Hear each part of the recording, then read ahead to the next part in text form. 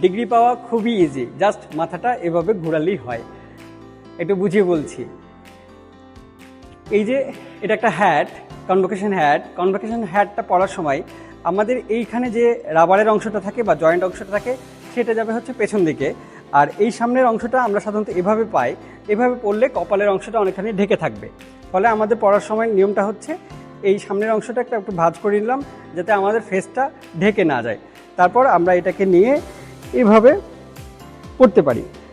আর রীতি অনুযায়ী গ্রাজুয়েশনের আগ পর্যন্ত আমাদের এই টাসেল যেটাকে বলে, এই ঝুলে আছে অংশটা, এটা থাকবে হচ্ছে ডানে, এবং যখন আমরা ডিগ্রি পেয়ে যাব তারপর এটা হচ্ছে বামে চলে আসবে।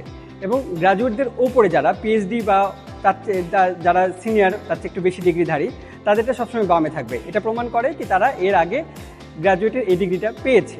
আর একটা জায়গায় হচ্ছে আমাদের উল্টাপাল্টা হয়, বিশেষ করে আমার এখানে হুড নাই। যাদের হুড দেওয়া হয়, আমরা ওই যে এলোমেলো বাতাসে উড়িয়েছি হুড, এরকম একটা ব্যাপার হয়ে থাকে। হুডটা কখনো এদিকে কখনো এদিকে।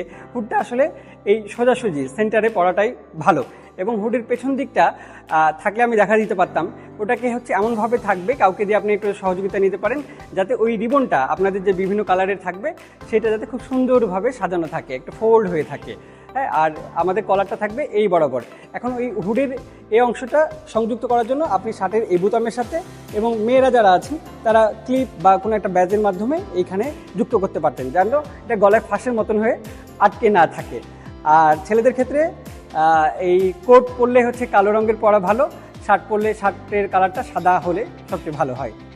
যারা সমাবর্তনে আসছেন তাদেরকে অনেক অনেক শুভেচ্ছা জানাচ্ছি। ভালো কাটুক আপনাদের আগামী জীবন।